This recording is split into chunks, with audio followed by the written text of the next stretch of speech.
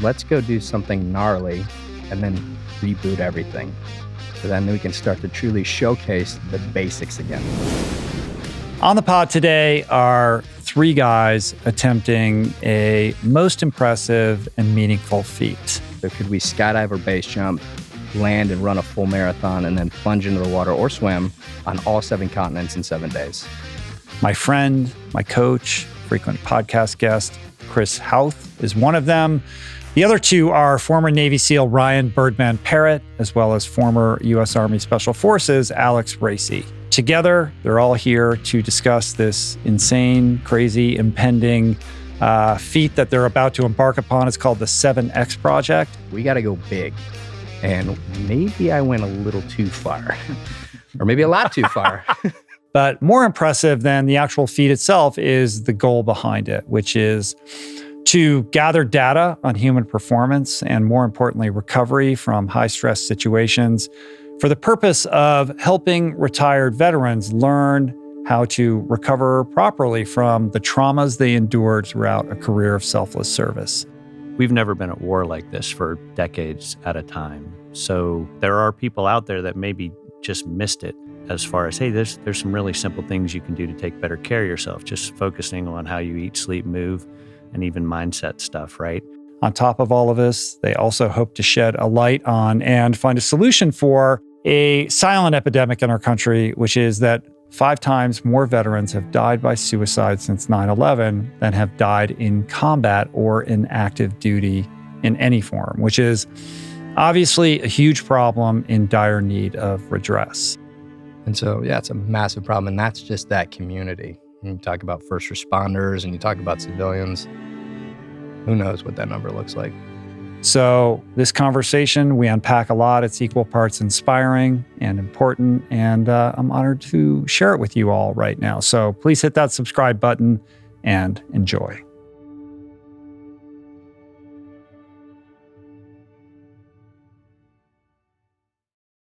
So happy to have you guys here. Really excited to get into all of this, the how, the why. But let's start with the what. Like, who wants to jump in and explain this crazy fucking thing that you guys are about to do right now?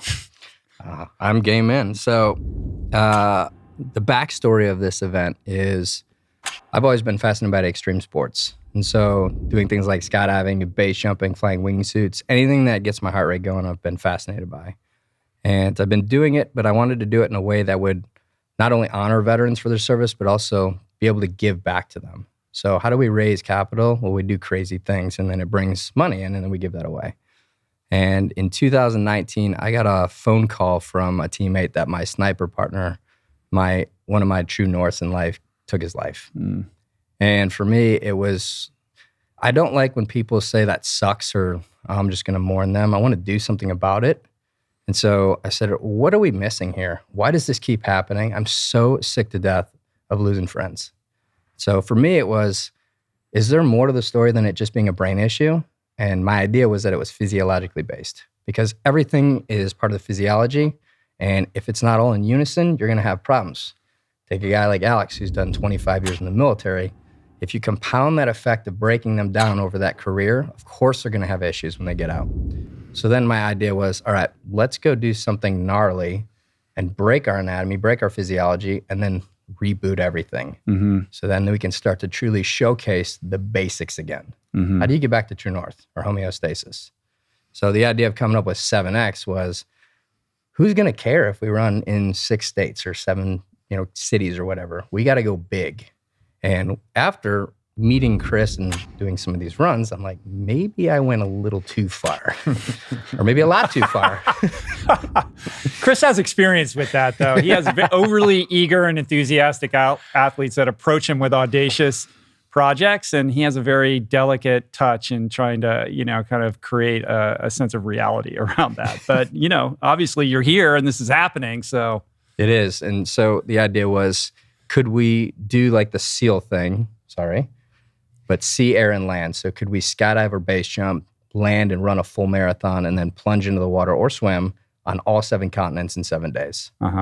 And I immediately asked some of my dear friends like Alex, hey, what do you think about this? And it was instantaneously, I'm in. And so we knew that we had a caliber of guys who had the mentality for it, who were willing to get to the athletic place they needed to be. And then we started developing the team, the scientist team around it to say, what are we going to study? How are we going to do this thing? And everything we thought of except for like, are we going to get coached? Like, who's going to teach us how to move this way? Mm-hmm. And Alex actually spearheaded finding us Chris. Right. So you're part of your profession, Alex, is as a coach, right? As a sort of performance coach at large. Yeah. Yep. I do some personal performance coaching, but try to get in on the mic from an a little athletic bit.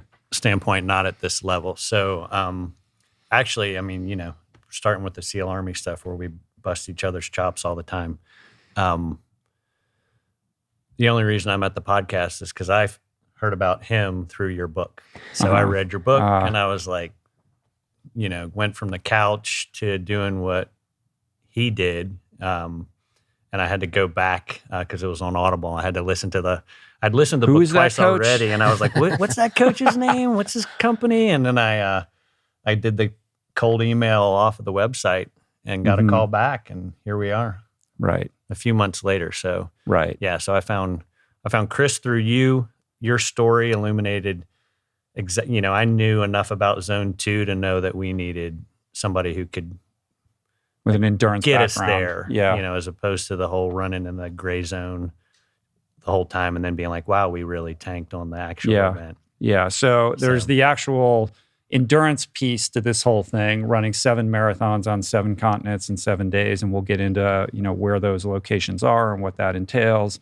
And then there's the extreme piece to this whole thing, which is base jumping into these marathons or parachuting into them. And then there's the logistics piece, right? Which I'm sure you guys are really good at. Like, this is kind of what you're trained at. So it's a very complicated puzzle, right? It's a nightmare. Yeah. It's a fucking nightmare. So the idea behind how are we going to pull this off is my COO is a Green Beret. And my personal belief is that Green Berets are the best at logistics. They're good at going into places and establishing a relationship, establishing like a mechanism within that place. And so not only did we bring the Green Beret in, Bryce Hansen, to actually run the logistics piece, but then he brought in his Green Beret team to deploy around the world to really get these locations fortified, connect with the locals, make sure that we were set with everything. So it's been a process of about 15 months of planning. And we're about 80% there right now. Okay. So explain the locations and the specifics of the event itself, just so people understand what we're talking about here. Certainly. So we're taking a group of about 75 to 80 people on this. So that alone, right?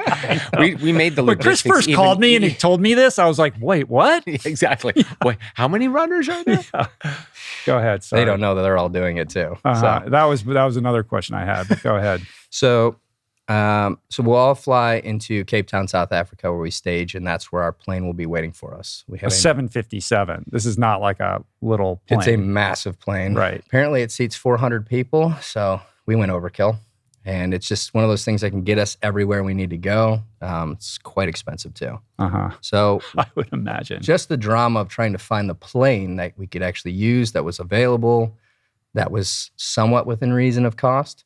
That was difficult enough just to find a plane. So we actually worked on that for about 9 months to get a plane solidified. So once we get to Cape Town, we'll get on our plane. We'll stay on that plane for the duration of the trip. And we go right from Cape Town into a place called White Desert, Antarctica. Very private place, really, really cool place. That's white-desert.com. And you can actually go there, but it's very desolate. There's not much there. So our VIPs are going with us. They're going to be doing like ice wall climbing. And apparently one of the packages they get is they get to have a snowball fight with the special operations afterwards, which is really why everybody wants to go. Is this where people have gone in the past to do their Antarctica marathon, or this is a different part of Antarctica? This is completely different. Yeah. So this is runway, ice runway. This is going to be our location to run around several times. But it's really cool. They have pods, they have kitchen, they have warm rooms, they have everything that we need should we have an issue there. So, because weather changes pretty quickly, and if we can't get out, we're in trouble. So we're going to try to make it as quick as possible. So what will happen is when we land in Antarctica, we're going to start off by doing a skydive. And the skydive, the second we leave the plane is when it kicks off the 7 days. So we could be there for 10 hours and not be part of the 7 days. It's when we leap starts the 7-day window. So we'll do our deal. It's going to take him 2 hours to complete the marathon. It's going to take us 12. So we're going to get it done. Has anybody parachuted into Antarctica before? Yes. They have. Yes. Yeah, we're not trying to, I mean, what we are doing with this specific event altogether, it's not a world record because it's never been done. So it just doesn't exist. Right. But that's not our vision here. Our vision is we want answers. We want to really build something at the end. We'll talk about it later, but build something at the end that we can give to people to truly help benefit their life.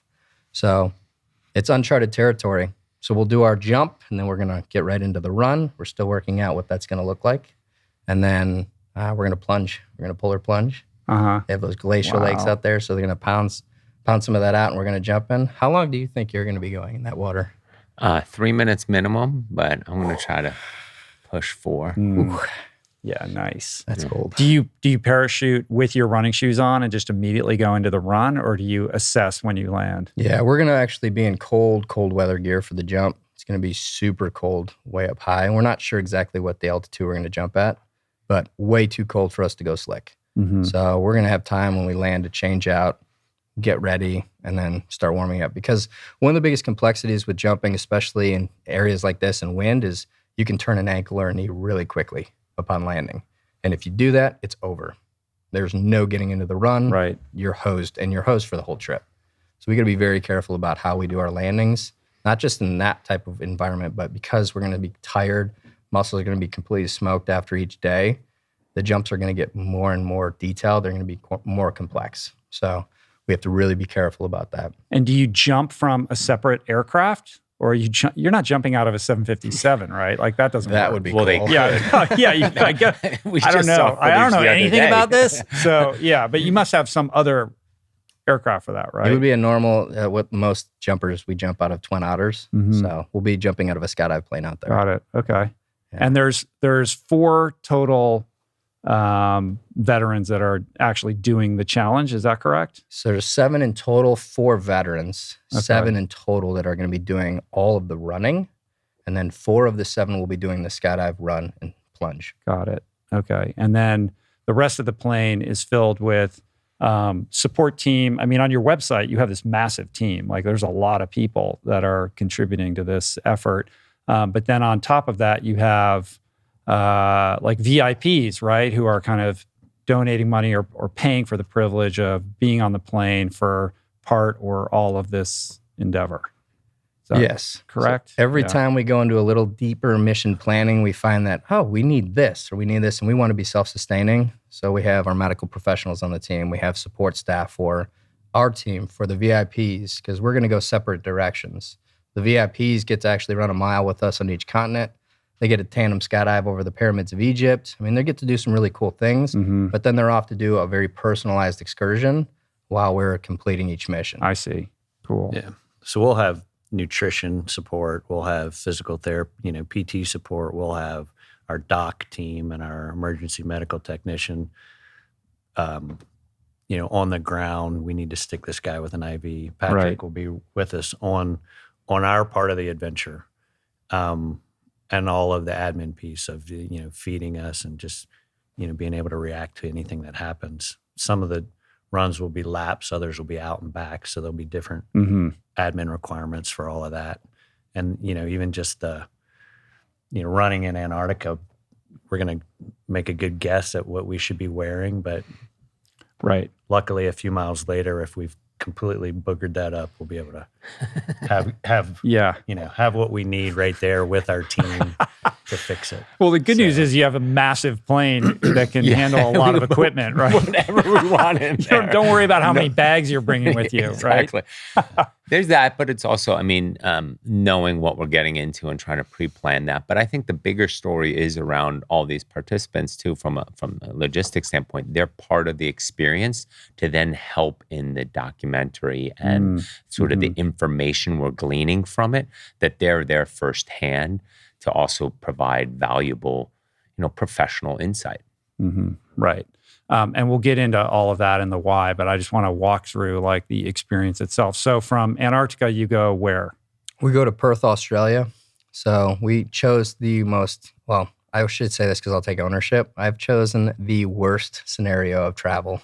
So everybody, the World Marathon Challenge, all those other organizations that do things like this are like, why are you going that way? Yeah. What do you mean? Am I wrong? So it just looked good to me. So we're going bass backwards, but we're going to Perth next. So that's a nice long leg for us to do some recovery, see how we feel after the first one. And then we're going to start thawing out midway through. And then we get to Australia and it's going to be hot. So we go from super cold, sub-zero temperature, all the way to super hot summertime. So that's going to be interesting in itself. We chose Perth. And really, I chose some of these locations because at the beginning planning of this, we were still heavily in COVID. And so some of these places were locked down where it was an impossibility. There was one point where I said, this is not even going to be able to happen because Australia was locked down completely. And we brought in State Department reps and other entities to help us figure out how to circumnavigate. And I mean, they're like, we'll do everything in our power, but we can't guarantee anything. So I'm like, we don't have a program here. So it got really nerve wracking, but we just kept pushing forward. And then finally you started seeing things open up. It was a blessing. So Australia will be next. One of our pro base jumper skydivers from Australia. So we've got major connectivity out there. We're connected to Australian SAS. So they're going to lay out a lot of the red carpet. And we're choosing more of an area that's more desolate, kind of looks like Australia as far as instead of city. I don't like spiders much, so that's going to be my thing on this whole trip. Like if I see a spider, you'll hear me a million miles away. Right. Well, there's lots of stuff in Australia that wants to kill you. Spiders concern me though. But you're going to base jump into the marathon from there? Let's see. So in Australia, we're also skydiving. I see. So there was only a couple places. We actually originally wanted to do base jumping everywhere, but it's impossible to do base jumping in 7 days on 7 continents. It's just too hard. So skydiving's a lot easier. Everybody on the team skydives and very few base jump. So we wanted to make sure that everybody who was jumping could truly jump. So Alex and some of our other guys did military jumps and it converts over. And our pro athletes are some of the best jumpers in the world. So skydiving, we're only doing base jumping in 2 or 3 locations. Okay. Of the 7. Right. But those are epic locations. So from Perth, you go, where's next from there? To Dubai. Dubai. So there's an epic base jump happening there. So it was originally we were looking at the Al Burj and we heard that it was feasible, but for a price tag that we couldn't afford. Right. So that's the Burj Khalifa, the tallest building there, No, right? it's the one on the water. The tall one is definitely an interesting the sail one. Correct. Yeah, okay. Yeah, it's got the helicopter platform. But we've now gotten word that it's the Princess Tower. So you can jump a wingsuit off it. So I'm thinking, maybe we're going to do wingsuits. So that'll be a base jump. But everywhere will still contain a skydive as well. So for the guys that are not base jumpers, so we can still get that going. I mean, how many can do the wingsuit? You do that, right? I do. Does anyone else on the team do it? I mean, you have coaches and stuff like that, but of the people that are running the marathons, No, we I'm don't the know. only one. You're He's the only one, right? So. Yeah. I should look at that and say, am I doing something wrong with my life? I know. That was. By the way, my wife is obsessed with like birdsuit flying. Like she's constantly sharing those videos. Like she's just like I think in some parallel universe, she's like a birdsuit person. Like she just loves it. Like it's fantastic. It's such a cool. I want to get into like what that's all about, but I don't want to derail what we're talking about. Sorry for the diversion. Absolutely. So it's neat. Dubai, really cool place. And for me, I mean, he's traveled everywhere around the world. I spent most of my time in Iraq. So I haven't seen the world like he has. I have never been to any one of these locations minus London. So I'm really excited. It's going to be new. So we go to Dubai, and after we complete the jump, then we're going to run, I think that they've considered the marathon that they do out there, the marathon route, and then we'll plunge in the water and get back to our plane, and we're out to the next location, which would then be Cairo, Egypt. That one's going to be fun. Yeah. So you're going to parachute over the Great Pyramids? That's right. There has to be some logistical back channeling with political bigwigs in order to pull that off, right? No one gets to do that. It's hard. It's been difficult. And sign this paper and then submit it, and we'll tell you in 3 weeks if you're good to go or not. It's been a lot longer than 3 weeks, so we're still working through it. But it happens. We've, plenty of our guys have jumped it before, so not really worried about it. It's going to be an interesting marathon because some of it's soft sand. Takes me back to the days of SEAL training, which sucked. So running in soft sand is not the most fun. So it won't be all soft sand. And then we actually have to get into a helicopter, or we're going to get into a plane and fly to a different location and jump in the water. Because the Nile's really, really bad. There's a lot of bacteria in there. And apparently Americans are not allowed at all to go in the water. So. And what is the swim piece in all of this? So what does that mean, getting in the water? Yeah, so of course the athletes always ask that question where everybody else is like, oh, you're going to get in the water. So it was just a plunge. And the idea for me was sea, air, and land. So let's just get in the water because I didn't think we were going to have enough time to actually do a swim on each location. It's more so just douse yourself off from the marathon and enjoy. So right. Yes. Yeah, that was my first question when Bird brought this up. I was like, when you say swim, what do you mean? Because that's a significant emotional event for some Army guys. Right? So me there's a being one reason of them, you went into the Army yeah, and there's a not reason the... I went in the Army. That is absolutely true. Navy, Army. Yeah.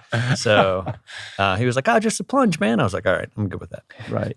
I'm looking forward to swimming. Yeah, of course you are. Yeah. I'm looking forward to watching Chris swim. You're going to have some lawn chairs parked right at the base and see him go on out. It's going to be great. You all plunge. Chris is going to go on a little mini adventure of his own. Right. Again, unique locations. When else am I going to have a chance to do those swims? And Chris, are you going to run all the marathons also? I'm going to run all the marathons. Sure. And we have 2 pacers along, guys who run ultras and so on. So friends of theirs, and they've been around them for a while. But then when we were about a month into the coaching, 6 weeks into the coaching, they said, we'd love to have you along. And I was like, well, all right, twist my arm. Yeah. So although, you go through the training and you're like, marathon for 7 days in a row is going to be a little painful. So a little bit. You're no stranger to these things, though. I am not. But this is a little qualitatively different, right? Yeah, it is. Base jumping. Yeah. Are you going to jump? I'm tandem jumping in Egypt. That's right. You are. Over the pyramids. At a minimum. Cool. Yeah. We'll see. Yeah, exactly. You're gonna just push Chris out the door, right? Absolutely. We're gonna get it on camera too. They've already said a few times the fact that I've put them through this Training Peaks torture. They're like, we're gonna get it all back in one single push out the window. We'll catch you. We'll catch you as you're free falling and release the chute. Right. All right. So from Egypt then to London. Yeah. And here's where it gets pretty cool, right? I'm super excited about London because I believe personally that I'm James Bond. So I'm super excited to go back to my homeland. So now London was just one of those deals where I'd worked with some of the British SAS, and I've got a lot of friends out there. So I said this was going to be a really unique place for us to go. Initially, we worked on jumping the bridge out there, and the bridge is very unique. It's called London Bridge, and a lot of people know it. Significant. What people don't know is it was the place where they first did base jumps, and it was like in the 1800s, like late 1800s, for military testing. So it has been jumped once since then, and it's very difficult to get done. Well, one of our guys on our team is friends with the guy who makes all that happen. So we said, all right, let's go for that. And then we were going to jump into the water. So we would actually land, run the full marathon first, and then jump off the bridge into the water. We have since then had to change it because getting a parachute wet in salt water, it really taxes your parachute. We can't use it the rest of the trip. So the idea now is we're actually going to land and we're going to run our marathon. And then what will happen is at Chelsea Hospital, we're going to park a crane and we're going to base jump off the crane right near Chelsea Hospital. And there's water right there. For the skydivers, they will go on a helicopter to a new location to make their jump. And then we'll all come back together. Wow. That's cool. Yeah. That's a bummer, though. They won't let you do it off the bridge. Well, they'll let them do it. It's just because of the chute. Oh, because of the chute. Right. Yeah. Okay. Yeah. Gotcha. We are still working on it, though. We're just going to keep going until they say absolutely no. Can't you get a different chute? It just becomes more money. Yeah. I mean, you got a 757. I mean, you're going, you might as well go the extra mile. Exactly. Get it Those back last up, get few another things. chute. Yeah. Oh, this is logistics weren't enough. Yeah. Wow, cool. And then from there, Cartagena? Cartagena. And that's the last stop? The last stop will be America. Oh, America. Oh, that's right. Yeah. Okay. So, sorry. Walk us through the last two. Yeah, so we want to go to Cartagena. Originally, it was going to be Brazil. We chose Cartagena because it's closer. Gets us into town. We can do what we need to do, and then it's a shorter stunt from where we're going in Colombia to America, so that we could get on the ground and rest for a bit and acclimatize before we start moving. So we chose Cartagena, and it's really nice because they're super about working with us. We've partnered with the Colombian Navy. They're offering an experience of a lifetime to our VIPs where they can go out and shoot fully automatic machine guns off their boats at targets, and just metal targets and plastic targets and things like that. But it's something that they don't offer to anybody. So that's what we were looking for with the VIP experience was, could we do things that you can't pay to do, period? It's things that we are using our connections and our friendships to say, we're doing something unique and this is for the greater good. What can we really do? Because these VIPs are our benefactors. They're the ones who are making this whole thing happen for us. So we're showing them an incredible experience while we are almost dying. So yeah, you guys are going to be fine. You're in good hands with Chris. You're going to be all right. Yeah. I don't know about the chute not opening up or anything. Chris can't help you with that part, but the running part, I think you guys are going to be good. If he twisted his ankle upon landing, he would still run faster than us. So, yeah. We're going to get into the training. Don't worry. All right. And then you end up at in the United States at like the SEAL Museum, right? So we were initially trying for that, and we ended up deviating to Texas now. We're going to go just near Dallas, Texas. So it brings everybody back to where we're originally starting from. We can bring all our gear back. And then after we finish, we're going to have a couple of days of R&R and enjoyment with families and that. And then we've got brain scans for the athletes. So we partner with the Center for Brain Health, and they're doing pre and post brain scans just to see what happens when somebody goes through something like this. Yeah. So be able to quantify some data. Because one thing is we focus on physiology, they focus really on the brain, so let's bring it all together. Julie, what would you say to somebody who comes to you and says, you know what, I find your lifestyle or the way that you eat really aspirational, but I'm too busy. I just don't have time. I don't want to be cracking open cookbooks and trying to learn a new skill when I'm already exhausted after a long day. How do you guide this person? Where should they go? The Plant Power Meal Planner is really, really such an amazing value. It is under $2 a week. And for that, it gives you this inspiration, know-how, and thousands of recipes to create the plant-based meals that you crave in your own life. So it's so amazing to be able to log on to the Plant Power Meal Planner and get the recipes, the ingredients, the shopping lists, and then the support from all of the coaches that we have available to answer all of your questions. So join us in eating more healthy, vibrant, plant-based meals. And to kickstart our health intentions this new year, we're offering you $20 off a 1-year membership with the code POWER20 throughout the entire month of January. To learn more and to sign up, go to meals.richroll.com. Again, that's promo code POWER20 for $20 off at meals.richroll.com.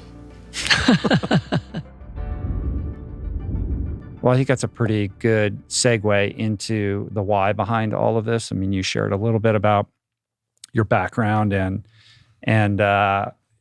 your colleague who took his life. I know veteran health, mental, emotional, physical, spiritual is really the backbone of this whole thing. So, talk to me about, the inspiration for this and, maybe even contextualize it with some sense of what's going on with veterans right now, what the problems are, and how you are looking at the solutions to these problems. Absolutely. Love to tag team this one with you. Sure. Yeah. Let's do it. So get Alex more on the mic here. Yeah. So it would be David Metcalf is my sniper partner's name. Mm-hmm. And it would be like me and Alex. Alex is a leader. He was higher ranking than me. And he's a guy that everybody around him looks at as, hey, you're the go-to guy because you're always on point. You're always ready to go. You're the guy we look to for good word and advice. So that was David for me. And we have this suicide epidemic, and it's not just the veteran community, it's across the globe. It's an issue, a terrible issue.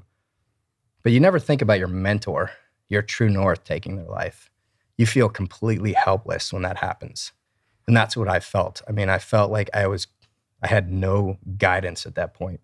And then I couldn't understand why he, of all people, did it, because this is not David. Some people say that. David was the guy that we all went to. And we never saw it. His wife didn't see it. I mean, there was nothing up until the very end. Mm-hmm. And we've been dealing more and more with the post-traumatic stress of the wars, the TBIs, traumatic brain injuries. You're hearing about CTE within the NFL and that. And so it's becoming a bigger problem. Personal take, as we've talked about it, what we try to understand and try to take our minds to where that could be to better understand it, because it's hard. You know, I've been low before. I've had my dealings with depression and anxiety, and I didn't get to that point where that was a thought. So I'm trying to get there for David's sake and for all the others. And one is being away from the tribe. That's a humongous thing. You know, you're a part of something. I was 8 years in. Mm-hmm. I did 8 years in the military. 25 years, you've been in athletics your whole life. And then let's say that you can't be around that community anymore.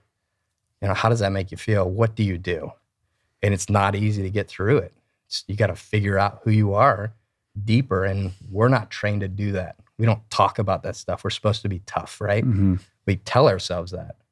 So being part of the community is something that we're trying to teach people is, hey, you got to stay connected with the brotherhood, the sisterhood. You have to stay involved, even though you don't wear the uniform, because it's not the uniform, it's the camaraderie. That's what matters and what builds us to do the jobs that we do.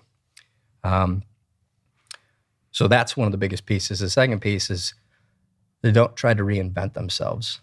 You know, we don't want people to live in the past. You got to move forward. And you got to say, okay, I still am that person, but I want to add to it now. Mm-hmm. So what's next for me? And I'm going to go for it.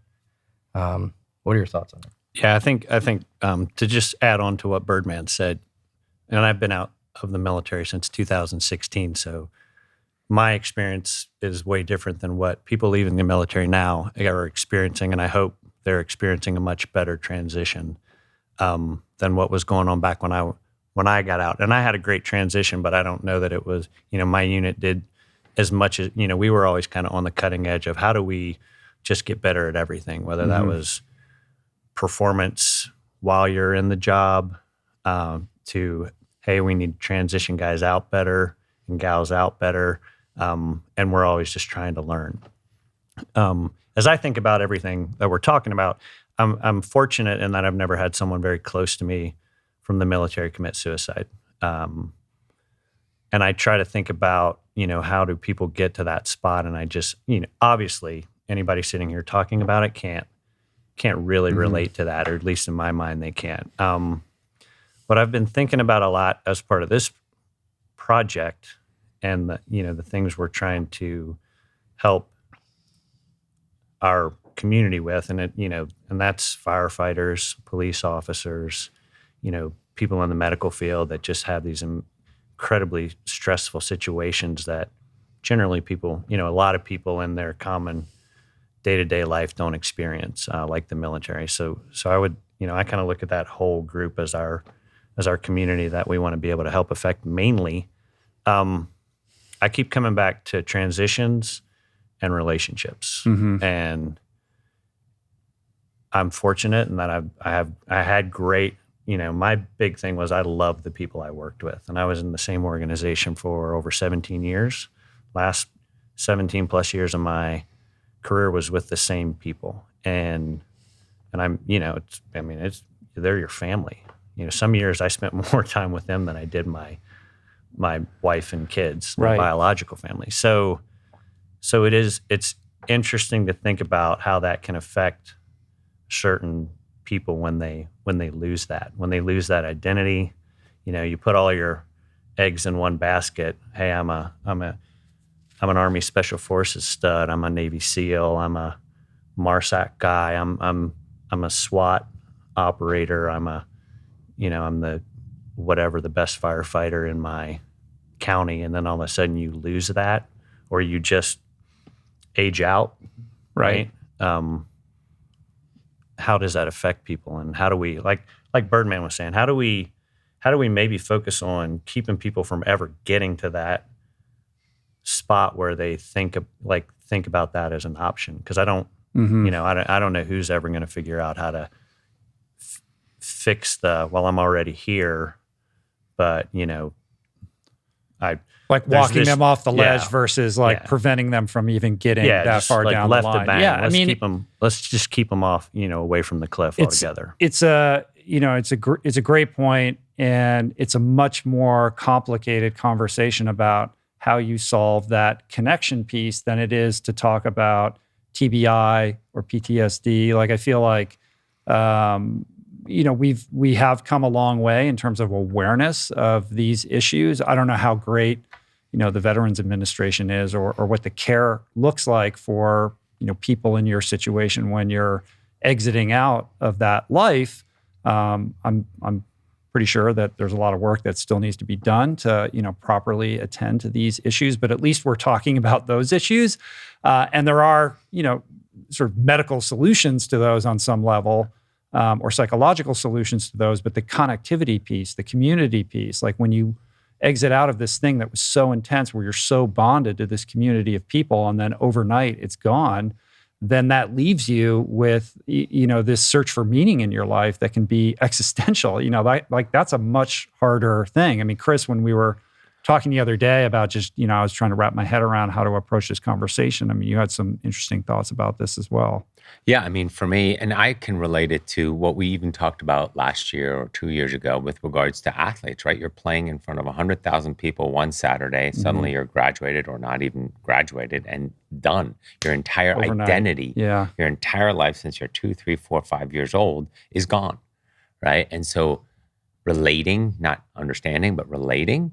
And we talk a lot about it. And you talked about it to me early on in this project about how just the tools and techniques are not available, from, nutrition guidance to supplements to what kind of strength work or PT work you should be doing, or just, in order to keep yourself healthy and sharp and with purpose. I mean, that's the main component we as the group keeps talking about. And we just spent 4 or 5 days together in Scottsdale, training and getting to know each other better before this trip, and sort of do the simulations that I like to do so much. But the constant conversation revolves around, why is there not a better platform for these operators who are human performance, specialists at the highest level, that we as athletes are given that, right?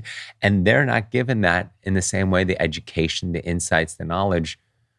And they're the front of the spear. They're putting their life on the line, and they're not given these tools. And I'm swimming in a pool. And this was shocking to learn, right? Yeah. Like you think, oh, buds and all the, sort of rites of passage that you guys have to go through in order to become, the elite of the elite in our armed forces, that you're being armed with the absolute, best science, best tools, mindset, physical, emotional, mental, spiritual, to equip you to handle the highest stressful situations that any human being could ever place themselves in, which would in turn later down the line serve you as you're exiting. But I'm learning through what Chris has shared, and I'm interested in what you guys have to say about this, that there are significant gaps in that training or in that toolbox that need to be rectified. I'll just take it from my perspective, because we served in entirely two different units. So, and I was back at the beginning of the war, and I got out when the war I thought was dying down. So I did 8 years. So I only had a 8-year glimpse into what performance was, and we didn't have it. So if you get broken, they're going to send you to a specialist, and they're going to help you rehab to get that brokenness back. But we don't talk about diet or nutrition. We talk about sleep. It was purely, let's just do the workout that the PT's asking you to do to rehab yourself to getting back to war. The problem is that we go and we do a hard workup where we train, and then we go deploy and we do the work overseas. You're breathing in all kinds of crap. You're running over undulating terrain. You're asked to do the unforgiving jobs. And then when you get done on the back end, it's wash, rinse, and repeat. There's no stop, pause, and reboot. And that was a big point. And I never knew any of this in my career. Up until doing this project, I didn't have a lot of this. The godsend is my wife. My wife, she got into health and nutrition a long time before me. And when I first met her, I went into her fridge and she had nothing but green in her room, and I've never seen half these plants before. I'm like, where's the food? And she's like, that's the food. We're going to eat that. I'm like, She puts it in my belly. I'm like, whoa, this is pretty cool. Mm-hmm. But I didn't know any of that. And that's the problem, is they're not teaching that stuff and how vital, how important. I mean, just this last couple of days, talking about the nutrition and the supplementation pre, during, and post, how vital that is. Well, why didn't I do that overseas? I could have been a better performer, because I'm tired of relying on brain matter to get me through something. If I could be that much more of a performer because I'm doing the right things, that I don't have to really push it that hard with my brain, so that when I choose to, I can go even further. That would be the goal. Mm-hmm. And what does it look like from your perspective? So from my perspective, I look at it over, the decades, and the bottom line is we don't have any. We've never been at war like this for decades at a time. So I completely agree with Birdman, especially in the fact that everybody has their own experience, right? So some people get out of the military and they have the ability to transition into their civilian, life with and maintain the same standards that kept them very high functioning while they were in the military, and others don't. So I mean, when I think about who we can help, I don't know who all it might be, but there are people out there that maybe just missed it, like they didn't hear it the way they needed to hear it. As far as, hey, there's some really simple things you can do to take better care of yourself, just focusing on how you eat, sleep, move, and even mindset stuff, right? My experience was just like Birdman's. It was like, hey, we're going to war. Oh, this is going to, neat. Finally, I've been training for over 10 years in the military, and now we get to go do what we got hired to do. Fast forward 10 years later, after 10 years of deployment, that was an unknown. So even in wanting to affect performance at the individual and group level, there was no model for that. So preservation, so SOCOM, all the special operations highest headquarters, which is in Tampa, threw a ton of money at this around 2013, 2014. And it was called the Preservation of the Force and Family Program, or POTF, is what a lot of people have had. It's been a very successful program. And the 4 buckets of care or focus were physical, mental, what I call social, and spiritual. So, how are you performing physically, mentally? How are you performing as a member of society and as a member of your family? And then the spiritual component. And all of the special operations units were able to take money out of this pot and bring in contractors to support in all 4 of those domains. So I was fortunate enough to be the first preservation of the force and family director for my unit. And they were like, hey, we want somebody we want the customer, that's, the operator and everybody who's just going down range over and over and over again, just getting, the wheels run off of them, and their families. We want somebody like that representing us in these discussions and these planning meetings for who needs what and who gets what.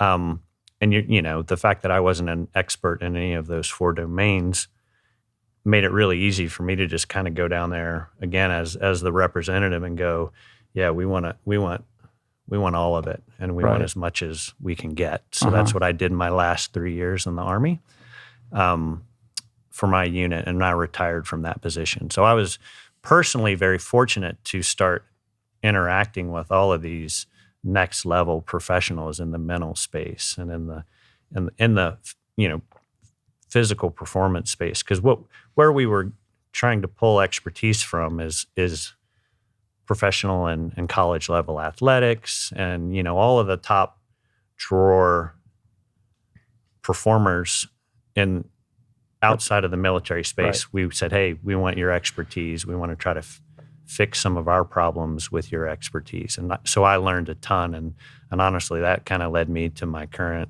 situation where I'm doing personal performance coaching. Right. Did it help? Did it help the team? It's absolutely helping, and it's still in existence. We're still pulling a lot of contractors in to support all of this. Again, kind of back to my initial point is we're at some level we're guessing, and I left years ago. So I'm sure we have a better picture of what right looks like now. Yeah. But it's like, hey, what do you do when somebody's been going overseas over and over and over again for 10 years? Well, we have one guy on the team who's still pretty active. Right. Is active. And, there's saunas, there's cold plungers, there's state-of-the-art facilities. But he's asking me what to do.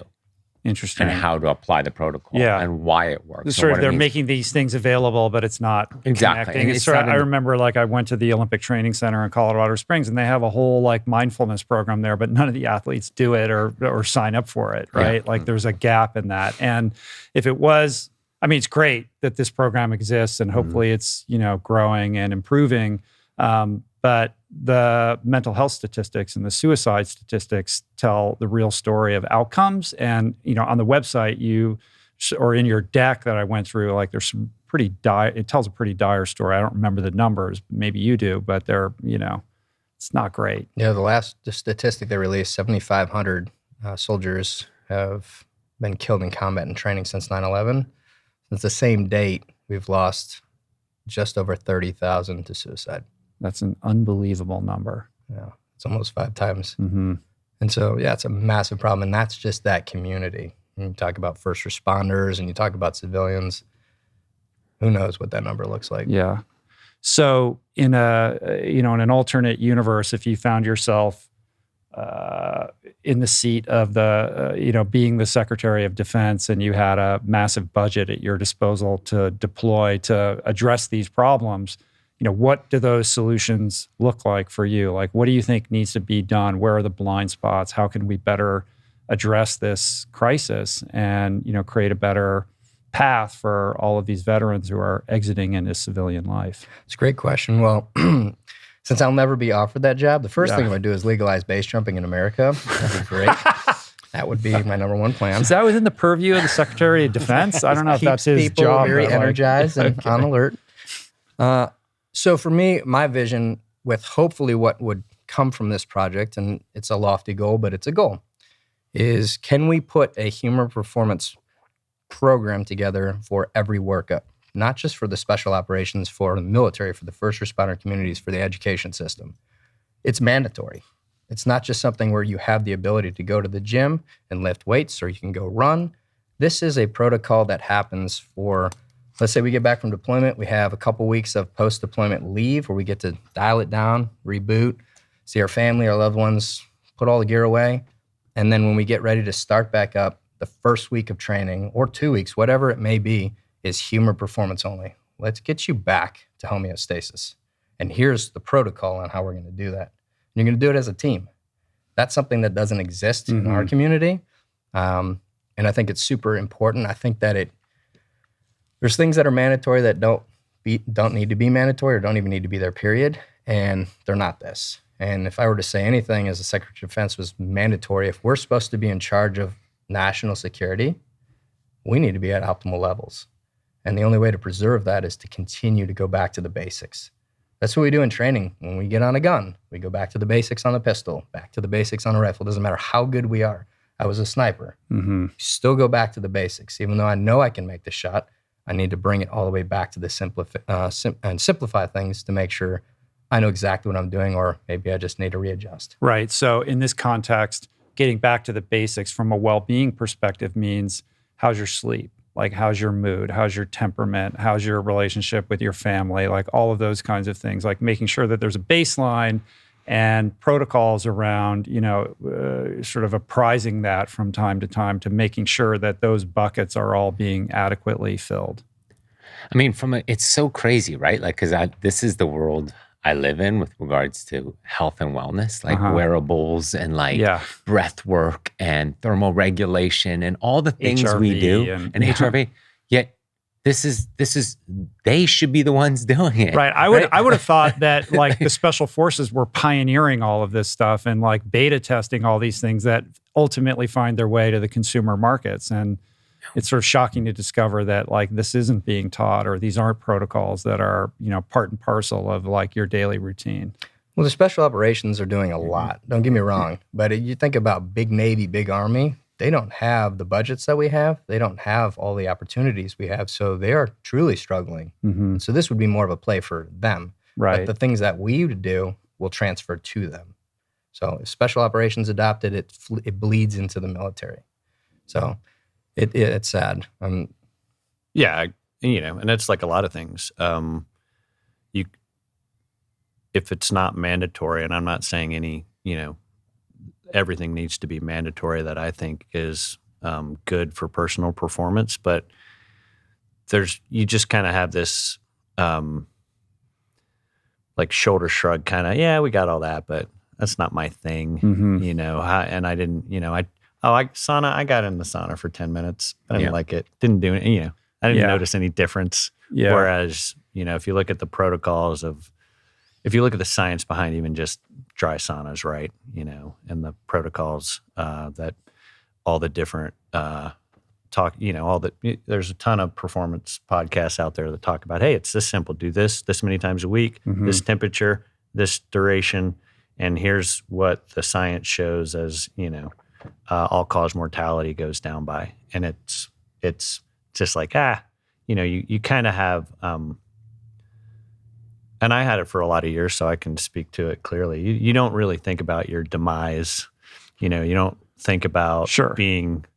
No, what's going to be good for me? Oh, I'm in my 50s. You're 25 years old. Yeah, what's going to be good like for me an when alpha, highly trained. You're like, I don't need that. Like, I'm invincible. I don't need But that's the interesting thing. Like, I like the word homeostasis because it's an interesting dynamic if you think of it from exercise physiology. The fact that this is what it feels like to feel good. Right?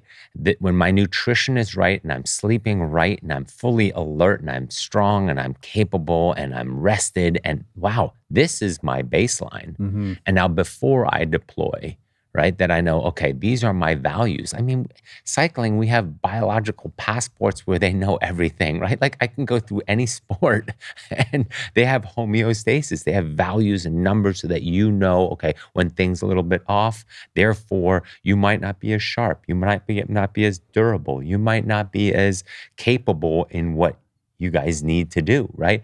And so having this sort of mental, physical recharge, reboot, where nutritionally, you're getting all those things that'll last you for a few weeks, right? Like, or months, where you set a baseline of, okay, these are clearly foods I need.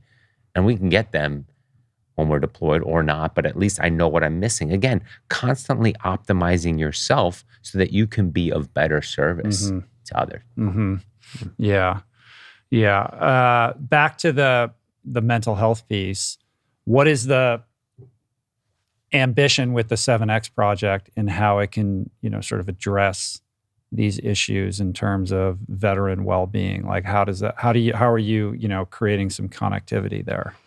So the full outlook of this project is at the end, we're going to make a documentary, and that's going to explain everything from the trials and tribulations of how this was, the fact that each one of us have had our injuries or learning curve to what we're doing and the completion of it, and then the science behind it. But ultimately, all this is going to be comprised in a manual. And the manual is something that we're going to sell publicly across the world, and 100% of the net proceeds are going to veteran causes to continue their mission to help support. I believe that's how the mental side works. I'll just give you a real test subject here. So we have a person on the team who, at the beginning of this project, I called him because he, if not the best, he is one of the top 5 base jumpers in the world. He's certifiably insane. He is unbelievable too. He's just got this gift of gab. He's an Australian dude, and he's got this, I love those accents. And so I called him and I said, hey, I need you on the team because I always put safety advisors. Everybody on this team is so good that I don't even know why I'm part of this team. I kid you not. It's amazing to me. Well, I asked him to be a part of it, and I didn't know that he was struggling. And it's amazing, right? We don't know what people are going through. So he called me a couple weeks later after he said, I love the mission here. I want to be a part of this. I'm in. A couple weeks later, he was in Brazil. He's sitting on the beach, and he's a surfer.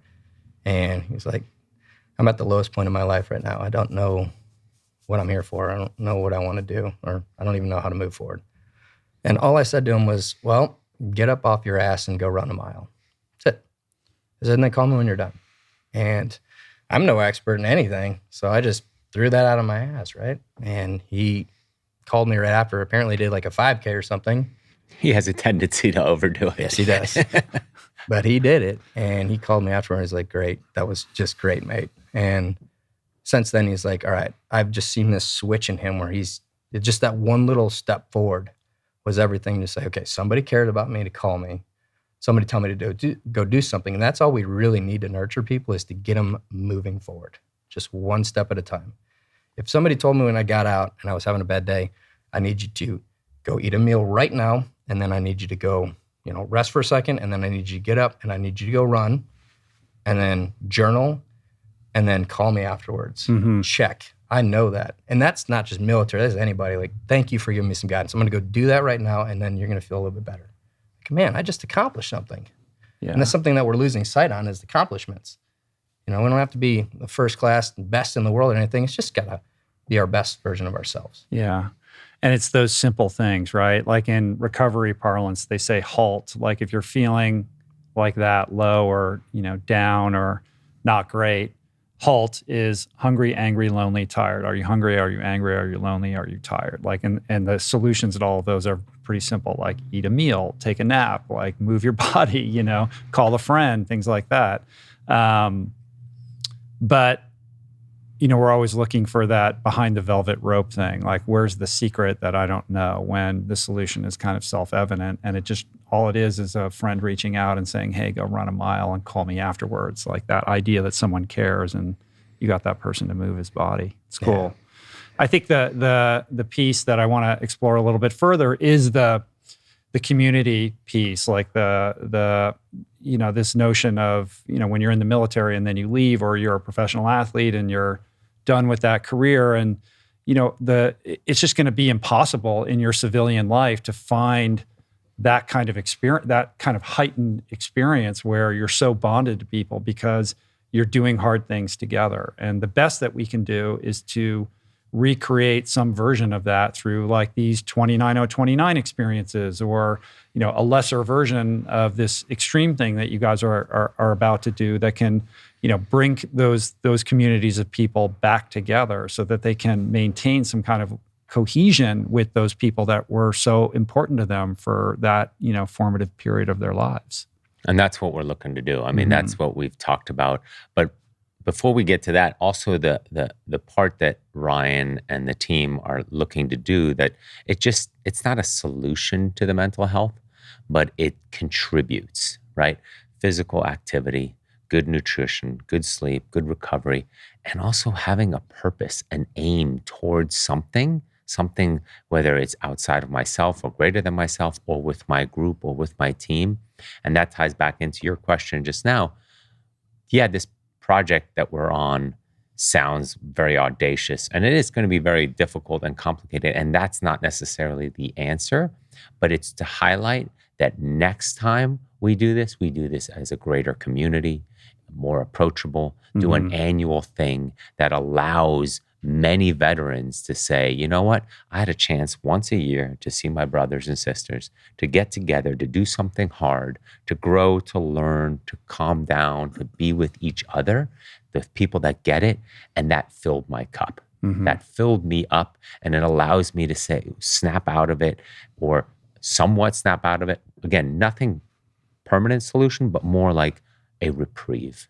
And whether it is something like a 29-0-29 where it's all veteran based, and they have an opportunity to bond and get closer and be healthy and feel good and learn, and nutrition and mindset and breath work, and you put all that together, and then off they go, and hopefully that carries them for 4, 5, 6 months. Yeah. It's crazy that something like that doesn't already exist. It does. Maybe in some ways. Does. Yeah. Like Wounded Warrior Foundations, Okay. and there's many veteran foundations that offer a lot of activities. Let's say mountain biking excursions and so forth. And there's a lot of veteran-owned businesses that offer these things, but almost like an annual, like Sturgis or something like that, right? Where if you can get 100,000 motorcycle riders in North Dakota, itinerant motorcycle, exactly. We should be able to get couple. It should be a lot easier. Right. So, but that's why I've been bugging Ryan a lot about this, about like, let's just use this as a catalyst to create something where annually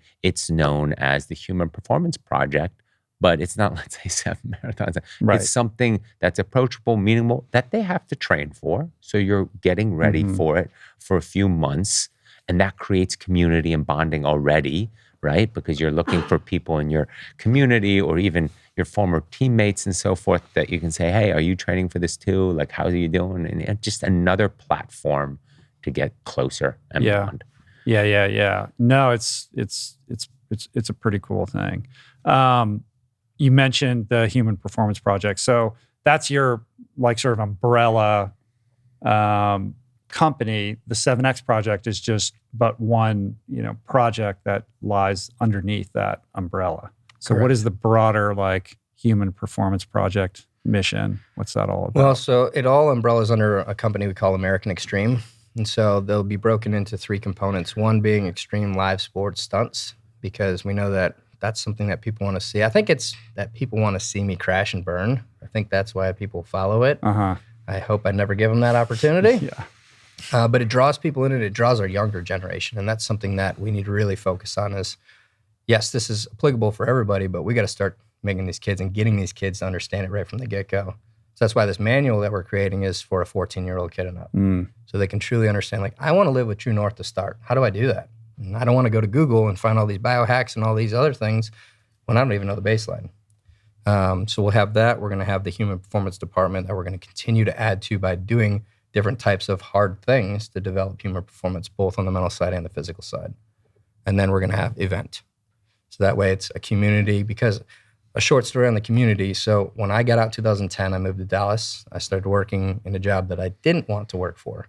And I had no community around me of my community I considered. So I was by myself. I didn't like the job I was doing. It became very difficult. And I did it because, you're motivated. You get out. All right, I got to work hard because this is what I'm disciplined to do. And over a couple of years, it really started to weigh on me. And I felt like I had zero meaning or purpose in life. It was terrible. A friend of mine said, hey, you need to go back to San Diego and see your teammates. And I was like, you know what? You're right. I need to. And he's like, well, let's book it right now. And I was like, okay. Booked it. I went back to San Diego. I got into San Diego before I even texted the guys. And then I said, hey, I'm in town. Does anybody want to show up tonight and have a drink? And the whole platoon came out. Wow. And it was just this unbelievable feeling of acceptance again that I shouldn't have had to have thought I didn't feel, because I thought I left the tribe, and it was just ridiculous that I put it in my own head. But ultimately, nothing had changed. And it was mostly hearing stories of me and some of the fun stuff that I used to do that they still have in picture. But it was just everything. And that gave me not just a refill for the time, it recharged my batteries forever. So now I make it a point. I'm going to continue to go back to the community, because the better served I can be for myself inside, now I can start helping everybody else out. And when did the base jumping and birdsuit stuff come in? Because that was also sort of a curative thing that you found after you left the military. Yeah, absolutely. So it's not just one day you wake up and say, I'm going to jump off a cliff, or I'm going to, with a parachute. Let me just make sure to say that. Don't do the other thing. And then, or fly a wingsuit. Now, everybody thought, well, I'm Birdman, so initially that's what I'm supposed to do. I was actually terrified of everything growing up. I didn't like heights or anything, whatever. But you get into skydiving and it becomes a progression. I always wondered why the base jumpers were leaping off of cliffs, and I wondered if I could do that, if I had it inside. And I remember getting trained in it years after I started skydiving. And I remember being on the exit point in Switzerland, in the Swiss Valley, looking down and saying to myself, what the hell have I gotten myself into? This is insane. I'm standing there probably 180 beats a minute, not doing a thing. And I'm like, I can't believe this. And, of course, you don't want to let your guys down. So you're like, I'm going to do this. And you breathe. And when you jump, what happens is you initially start falling, and then you go head down until your body picks up enough speed for you to actually start gaining air underneath you. And then you start flying if you're good at body position. And it puts you into a flow state. And it was so incredible. It's like meditation. You don't focus on anything else. I don't care what's going on in your life. It's gone. You're right in the moment, and you're super alert. And everything means something. So when you pull, if you have a problem with your canopy, you have to be on it in a split second, or you're dead. So That's not the exciting thing to me. That's the stuff that I just like switching my brain on and having to make quick decisions fast and making the right decisions. Mm-hmm. And everything's on you. So this is the only thing that I do as an individual sport, yet it's always with a community of base jumpers. Mm-hmm. So that progression led into, I didn't get into it because I just wanted to do it for fun. I didn't get into it because I wanted to make myself a profile on Instagram or whatnot. I purely got into it because I knew that people were watching it and I saw the number of likes underneath it. And I figured maybe we can do this in such an extreme way to hook people in the younger generation. And then we can use that hook to now engage them with the right things. Right. Like that gets people's attention, but that's the Trojan horse for the bigger conversation that you want to have. The obvious question, and you probably get this a lot, is that you're finding a way to, you had this extreme experience as a member of the SEAL teams. You exit that, and then you find this other super extreme, pursuit activity that satisfies your kind of hormonal baseline, right? Like it's sort of like, well, I don't have that other thing that was so, intense, and you found this other really intense thing. The question being like, short of, base jumping in that Swiss Valley, like, is there a way for a more normal person to acclimate to, a more kind of sedated civilian life without having to go chase extreme pursuits? Like, that's the bigger question that most veterans are facing, right? So, I mean, my answer is find homeostasis at home. That is my number one, because I think we put a lot of that off. Like, I have 2 wonderful children, mostly wonderful. And then I have an awesome wife. And me trying to engage and move forward so fast and do all these things. And I'm like, what's the real meaning here? And the meaning is I'm a dad. That's my number one. And I have to be a husband. So helping people engage with their families again could be the catalyst for everything. Extreme sports for me was never a thrill-seeking thing because I just love adrenaline. I'm actually quite terrified when I jump. But I know that the bigger push is if we can do these things as a team, we can engage people, and then we can really, with the experts around us, give them the information they deserve. Yeah. So, yeah, what are your making it thoughts on about that? service, right? Yeah. Sorry, go ahead, Alex. I had no desire ever to get on a cliff and jump off. So when he's like, I wonder why they do that, that never crossed my mind.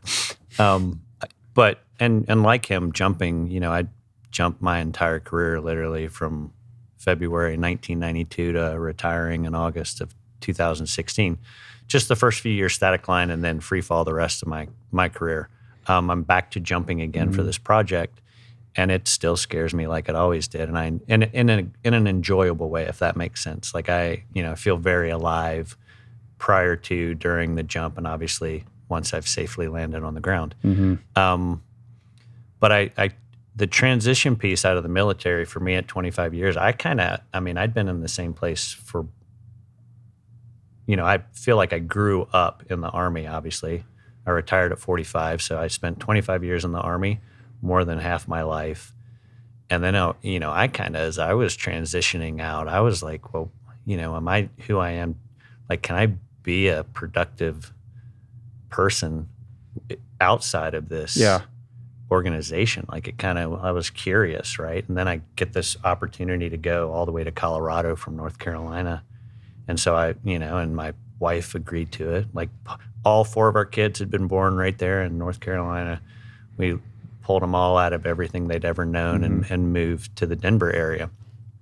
And it worked out. Actually, what could be a productive citizen, at least at some level, in Denver. But it was having something to focus on, going, I was really good at this. Now I'm in this corporate environment, and I'm rebuilding this security program for this company, and what can I be successful at that? And that went fairly well. I got bored of it pretty quick, and that's where I started a side coaching business. But to speak to this project, when I heard about the project, and I didn't hear it initially from Birdman, I heard it from one of the other athletes, Danny P. And the first thing that hit my mind about this whole thing, it was fully like me focused. I was like, I couldn't do that. and I just went right to the marathons. 7 marathons in 7 days. I couldn't do like thinking about moving on an airplane from location to location. I was just like, I'm thinking the time involved and the recovery. And my immediate thought was I couldn't do that. And then of course the next thought was, I would love to do that. Like having that, just like we're talking about, something in the distance that I would really have to like get to a whole new level on for being prepared for and to be able to execute that, barring any Murphys and an accident here or there or a sickness or something. And if we can get a lot of attention doing this crazy adventure, or what I tend to call the expedition, to get people to then realize, well, why am I not doing a little bit of movement? Why am I not eating a little better? Why am I not focusing a little more on how to sleep better? I'm going to start and see what happens. I think that's going to be great. So, I mean, it's funny because jumping off a cliff and running 7 marathons in 7 days, I don't know why one was more appealing to me than the other, but for some reason I picked the long slog to get excited about, I guess. Well, I'm interested in what your experience has been, pivoting into this world of endurance and taking on a challenge where you have, Chris kind of guiding you with some training principles that are probably new and different from what you're used to in the military. And then conversely, Chris, who's had a career coaching endurance athletes and aspiring endurance athletes, what has it been like to now train and coach military athletes? Like, how is that different? So I don't know who wants to start, but go ahead, guys. Throw me under the bus when you're ready. I'll start. So I knew enough to know that I didn't know enough, right? I'd been a general physical preparedness guy. Like, hey, I want to be fast. I want to be have a little bit of endurance. I want to be strong, powerful, all 165 pounds of me. And then I started running as we talked about this. And I was like, oh, let me grab this book and that book, and I'll start reading. And oh, here's what a perfect week looks like for a marathon, 16-week plan. So multiply that times 7. Okay, this is not answering like a math question. This is not answering the mail, right? So Chris is laughing over there. So in where I was in the military, if we wanted to do something good, we found whoever we could get a hold of that was the best, the best person in the world that we could get a hold of, whether that was shooting a pistol, driving a car, driving a truck, driving a whatever, parachuting. Find the expert. Yeah, we were like, hey, let's find the expert. And I'd obviously run a ton over my lifetime, but nothing like this. I ran one marathon in my life in 2011, and it was very ugly the following 24 hours. So your book, I found Chris through your book, and I said, and listening to your story, I was like, thinking about 4 special operations chuckleheads, for lack of a better term. I was like, this is the guy that's probably going to be able to get through to us, if anyone can. Yeah, I mean, I've had, it's been an interesting experience. I have some experience with working with former operators and, guys trying to get into it. And then I worked with a couple of guys getting through Ranger School and so on. So the protocols and so forth were familiar, but, you're putting something together that you have 4 different people doing something that they've never done before. And, 184-mile run week, however you slice it, whether you're an endurance runner or not, is still a huge week. So it's been a fun experience on putting it on paper and then seeing how 4 people apply it in different ways, where they are in their lives and how they train and how they sort of retain the information. And so we've been progressing quite nicely. We had a specific training plan in mind. And so what we started with is that we just started running for a little bit, but then I'm a simulation guy. Yeah. And so, as you know. Yes, I'm familiar, Chris. Exactly. And so we started, and I always said, you don't need to run 7 marathons in order to prep for this. We'll build up to, let's say, 5. or close to 5. That's plenty. If you can do 5 close marathons, you're ready for 7 when you're rested. And by the time the durability and the endurance kicks in. So we literally started in June with 5 by 8 miles one week. And then we went back to marathon training and general stuff. And then we went to 5 by 10 miles.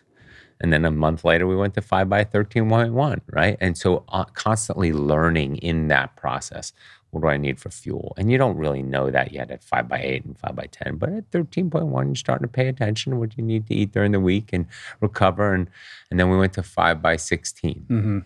But as we discovered at 5 by 16, the rails started getting a little screwy because people just weren't able to do that type of volume. You know, it's a big run week, and keeping these guys healthy and durable for the day, the week will be the primary objective. And so we just got together. We progressed to technically on the timing to 5 by 20. That was going to be this past week. And we pulled the plug on that, mainly because we don't want to get injured, and different people have progressed differently. Like Alex, for example, he's fully ready for 5 by 20. He did the 5 by 16, felt good. We have another guy, he built up some good volume, but he got some niggles and injuries along the way, and I don't want to put that load on him right now. We've got Ryan, he's been in and out some injuries and trying to keep his body in one piece. Same thing, pulled the plug. So right now, we're sort of pulling a thread from now until February 13th and trying to figure this out. But meanwhile, these guys are masters of self-discipline. They know how to, sort of follow a chain of command. Like there's not a lot of excuses and wimping out, and like that's going to be so one that's a problem. Right? Yeah, right? because for overtraining or and not. I put it on the training peaks. They're going to figure out how to do it despite being broken, right? And so this is the whole coaching thing, once again, that they're not very familiar with. They're receiving commands, but they're like the whole, I need feedback. Tell me how you're feeling, what you're observing. Like, are there any niggles? How was yesterday's run? Like, silence. Got it done. Right? It's like executed. Yeah. Check. Like that's what I get back. Or I don't get anything back. And I hear like a month later, oh, don't worry about him. He's getting it done. Like, I'm sitting there going, all right. So it is. These guys are like, what's with Chris and all his touchy-feely stuff? Like, I know, he told me to do it and I did it. Yeah. So it's been a interesting journey, and here we are. And again, we're going to figure now it's individual, right? Everybody has their individual. There is no group plan in the beginning. And I knew that we talked about this early on. I knew that we would go our separate ways with regards to everybody having an individual plan and keeping it together for as long as we can. Problem is when you're in a team, in a unit like these guys are, if the one guy hears, hey, what, you did 20 miles? Next thing you know, he's out the door doing 20 miles. And I'm like, dude, you're supposed to stop at 14. Like, we want to keep you healthy.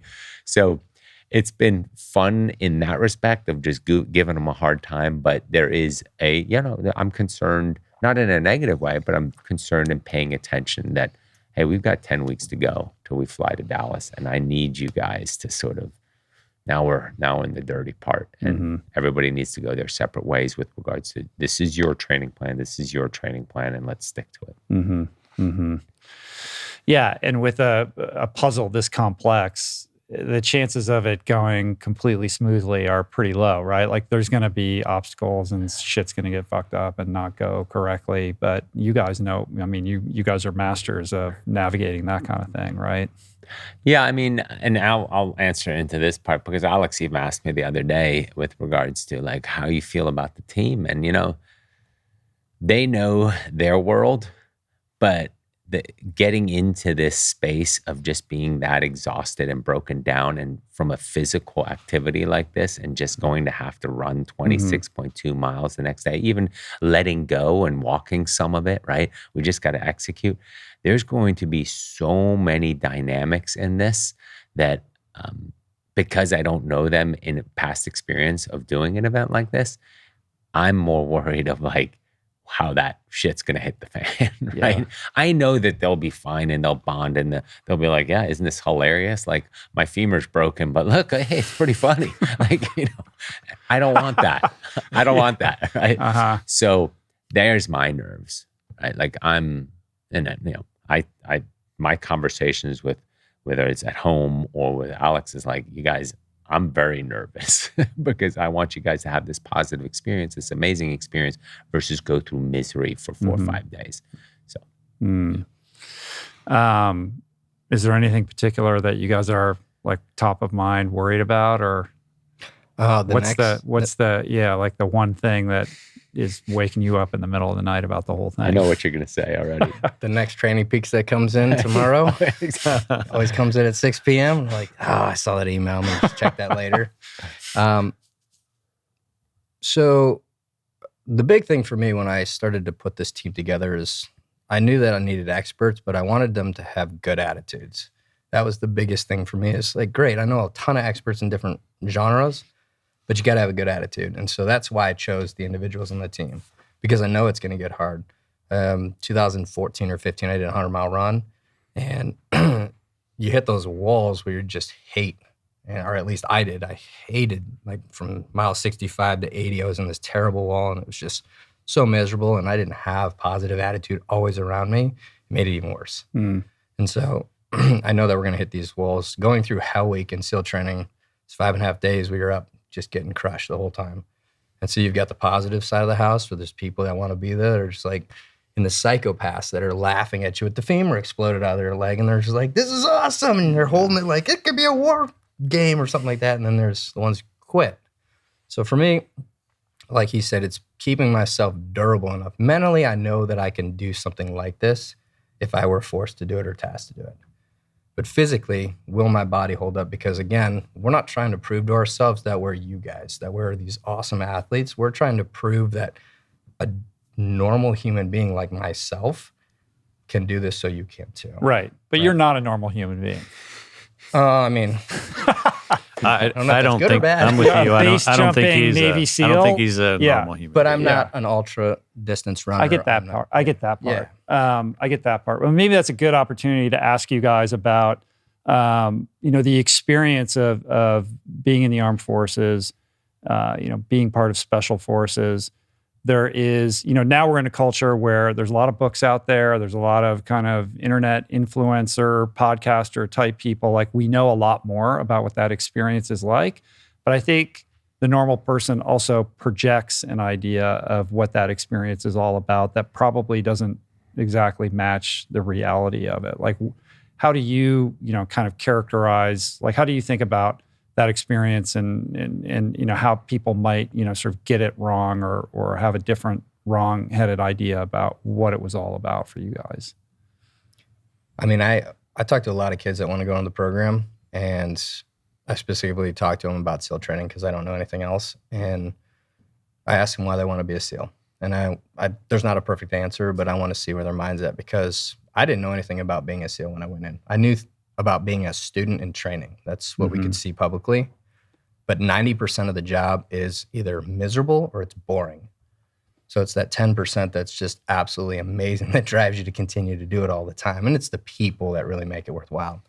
So, I mean, the job of putting all the gear together to go actually do the mission, it takes a long time and a lot of prep, and it's not fun and it's not sexy. And then, for instance, in the SEAL teams, let's say you skydive at night where you can't see anything, and then you have to land in water, and you know that it's the ocean and there's sharks and they love to eat things that look like seals. And then we got to dive underwater for 4-hour exhaustion dive, and you can't see anything, and you keep getting vertigo from the algae out there, and you're just looking at a tack board the whole time, and you finally get to your place for 2 minutes of glory, and then it's over, and now you got to get out of there. That's not fun, especially when you're doing it day and day and day again. It's just, so it's about how much do you want it.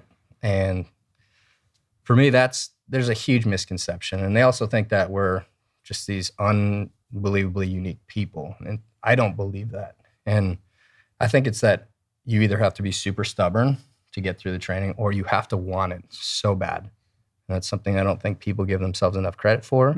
I think there are a lot more people that can make it into the special operations community. It's just not their thing, or they're not interested in it. But for those who try and attempt, and I just don't think they give themselves enough credit to be there if they want it that bad, because we could have a bigger populace in our community. And what is the difference between the person that is able to make it and see it through and have a successful career versus the person who flames out?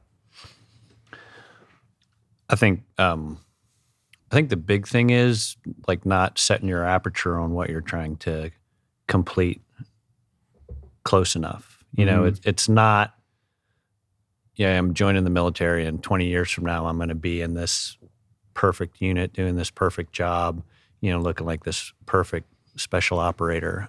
It's more like, can I get through hey, what if I make it in the now? What if I make it to lunchtime? That would be pretty cool. Let me focus. Yeah. Let me focus on getting to this next stop point successfully. I mean, and that if that's not, I talk to my kids about that all the time. Whatever they've got going on, right? It's about just kind of keeping your perspective smaller on eating the elephant one bite at a time. On what people get it wrong, if you watch a movie, it looks like it's super exciting all the time, and even in like the chaos of a busy rotation overseas, there's not a whole lot of that. It's not like you're doing that every, you're having these amazing, these significant engagements. At least I never, it wasn't for me like you have these significant engagements every night, for 4 months in a row. It's just every, it's a lot of operating just like you do in training. And then occasionally there's this, wow, wasn't expecting tonight to be like that kind of experience, and then you come back and you just go right back to what you've learned to do in training with regard to finishing up the night and preparing for the next, getting ready to go out again for what may be what some people would consider an exciting night or a boring night. And not knowing when you're going to go out again, right? Like there's a lot of waiting around and there were definitely rotations like that, and then there were some rotations where you knew even before you left the States it was just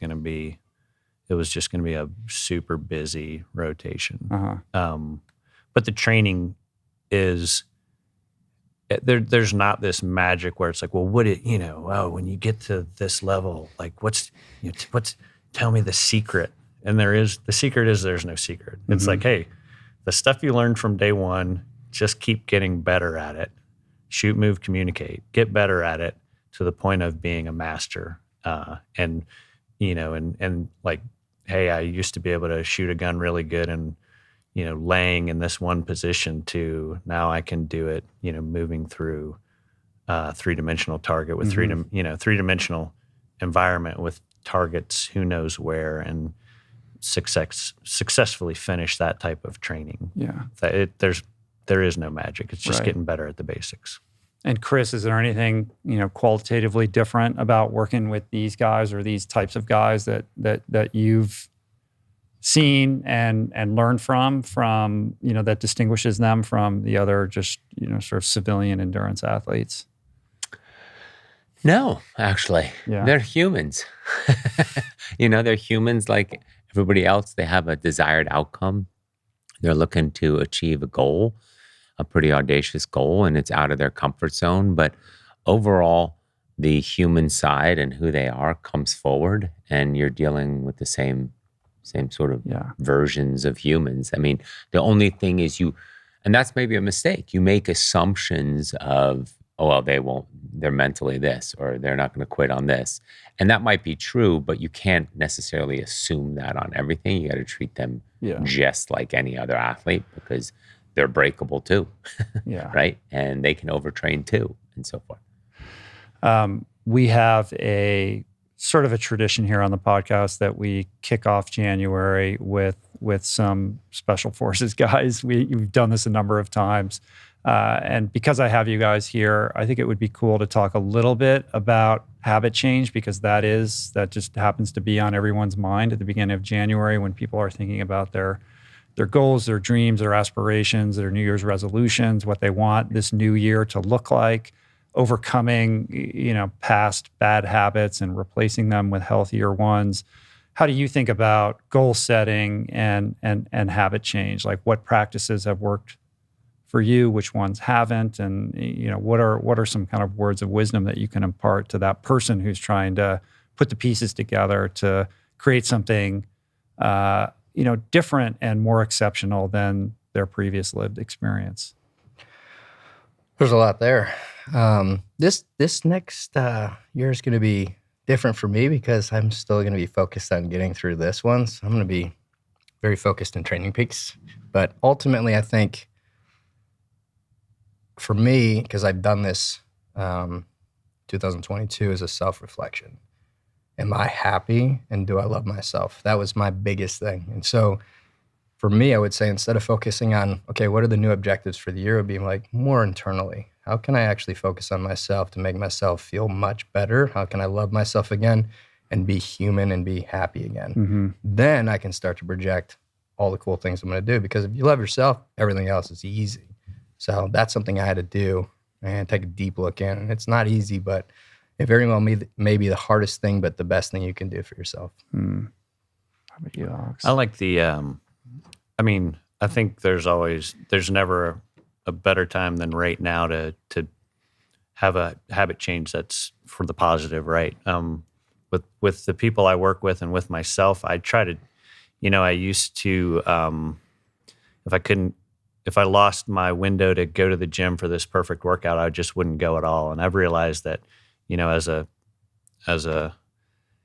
dad of a bunch of kids and husband and a guy trying to make money in the civilian world, sometimes I just got to accept, B- work, right? Mm-hmm. So my biggest recommendation for anyone trying to move into a set of better habits is start small. Don't boil the ocean. Take any positive progress, day to day as a win. Kind of the Army, the military has task condition standards, right? So you can be like, oh, the standard is, here's the task, here's the conditions, here's the standard that I pass. Yes, well, make your standard, make it a window, but have the bottom of that standard where you can say, did I pass? Yes, low, Mm-hmm. right? So yeah, I want to have this optimal day tomorrow where I eat perfectly, and my salad, the chef sang to the greens before he put them in the bowl or whatever, that's perfect. Well, have perfect as a ideal, but accept a day as a win if you get some movement in and you eat pretty decently and you get a little bit of basic focus on sleep done, so that you're not just a train wreck every day. And then when you don't make that minimum standard, give yourself a little grace and get right back on the horse. Because the problem is people are like, oh, this is how I'm going to live my life. I'm going to change all these habits. And then they miss a day, and then they miss 2 days. And then they're like, well, I'll start again next year. Yeah. Yeah. What's interesting about, it's great advice. I think that's really good advice. But as you're recounting that, I'm thinking, guys in the military, they're so disciplined. Like, these guys have, their habits dialed in, they know what they're doing, but you're also in this highly regimented environment where accountability checks are built in, and you have an agreed upon goal that you're collectively working towards. Like, there's systems in place to kind of, these guardrails, right, that are directing you towards a certain kind of outcome. And then in the civilian world, it's kind of just up to you, right? Like, you have to create that accountability for yourself. Like, you have to try to recreate whatever, kept those guardrails up in the military in your own personal life. And that's a different type of skill set. Did you find that challenging when you left the military? Or do you just have that's so ingrained in you that you kind of know how to do that for yourself?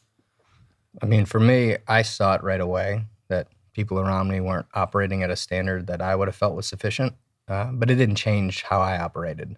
But it became difficult because they weren't operating. So yes, it's very difficult. So that's why you form a team around you. So that way you can put out word and you can better serve, hey, I want to help you with this, but this is the way that I'm going to do things, and this is what I expect. In the military, when a senior leader would come by and say, okay, here's the word of the day, this is what we got to get done, check, check, check, and then by the end of the day, all he has to do is say, Bird, check, we're good. Yeah. He knows it's done. And in the civilian community, if you did that in the corporate, how are we doing? Well, let's talk to HR real quick. It's going to be a long time. So that's personally why I form a team around that are better than me so that I'm held accountable, even though I'm creating these things, because it's a lot. Right. And it's not easy. It's definitely not easy being a civilian. It's very difficult. It's not just because of the military. It's difficult. Tough times out there. There's a lot at stake. I mean, you want to build a family someday. You want to retire someday. So you got to put the work in while you're younger and fortify yourself. Chris, you always have a lot of wisdom around habit change. Well, I'm about aiming at something, right? Like it doesn't have to be the perfect goal, but aim at something. And along that journey, you're going to discover a lot of things about yourself, but also what you don't like and what you do like. And we know that the human being is most happy when they're making progress. Even if it's miniature little progress goals, like Alex was talking about, we get a little dopamine hit. We get some validation that we're on the right path towards what we're aiming at, right? And standing still leaves us somewhat unhappy, actually digressing, makes us very unhappy. So find something to aim at. And so when it's around something, whether it's New Year's or something that you're missing a direction, aim at something that fulfills you, that gets you excited, that makes you curious.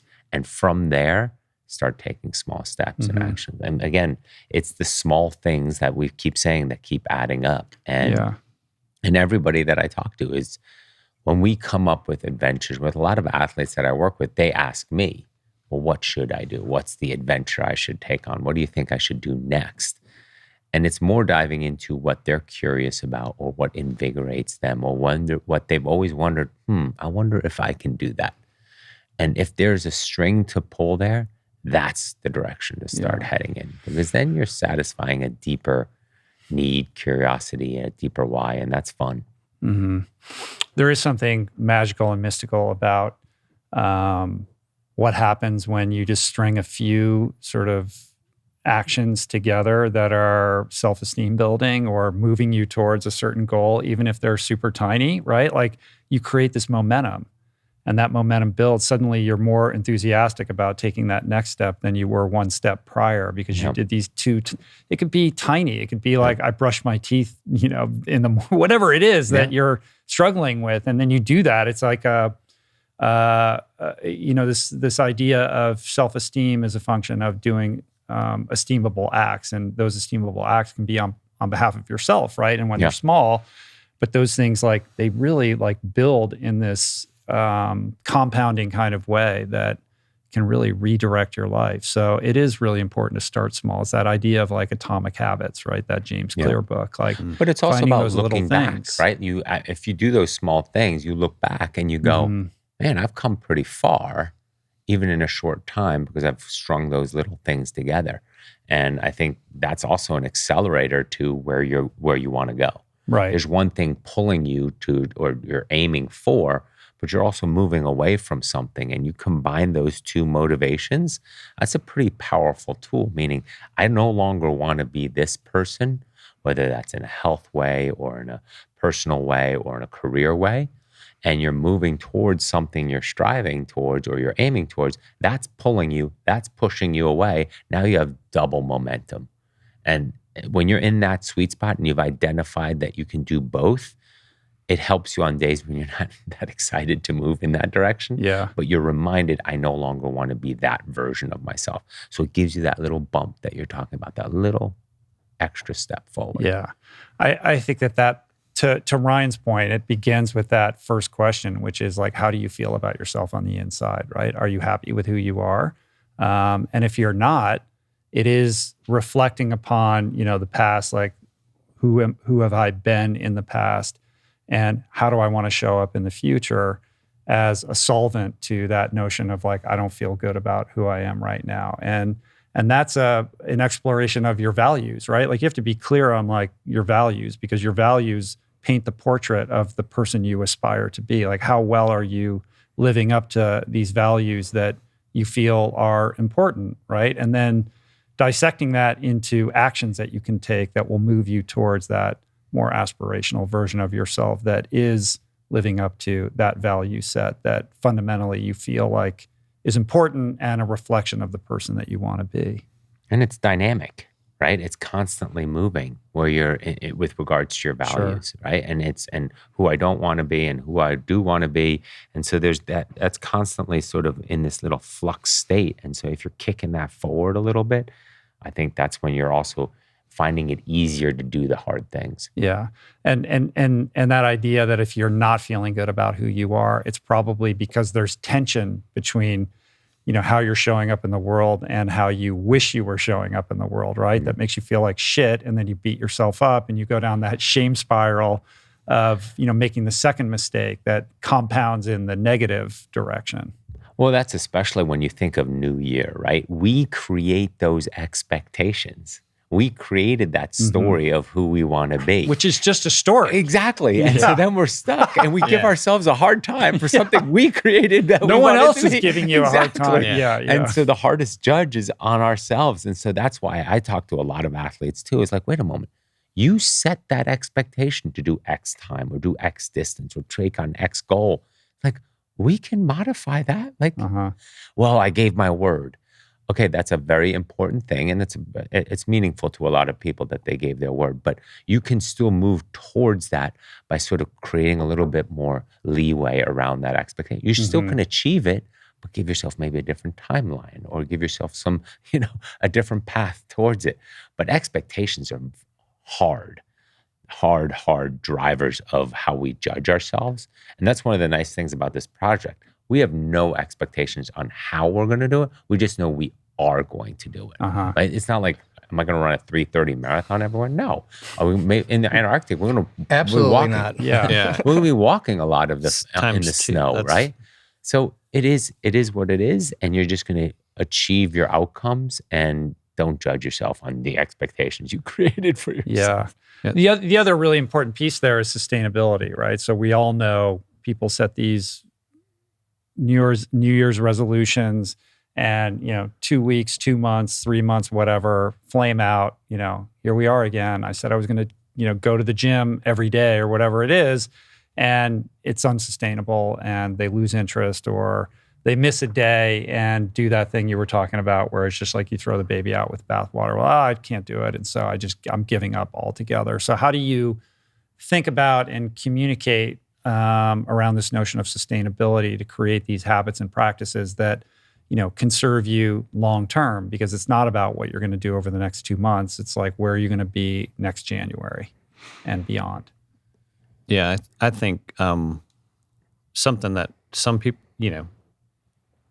but one way to maybe change the thought process for people is, hey, I want to lose 40 pounds. Well, that's great. You want to lose 40 pounds, but let's not focus on that. Let's focus on the behaviors that we can measure, right? Like, hey, every day I'm not going to have any food until this time. And then, this is what my first meal is going to look like. And I'm going to do all the stuff we know to do from a nutrition standpoint based on my lifestyle. That's going to move me towards that goal, but I'm not getting on the scale every day to see if I lost 40 pounds, because that's just like punching yourself in the face, right? Right. So, but I can go, okay, did I eat the way, did I eat within my protocol? Did I keep my food, the amount of hours I ate throughout the day in my, my target range? Did I get my baseline protein requirements in? Did I stay away from added sugar and all the, highly processed and highly refined foods that cause me to gain this weight? I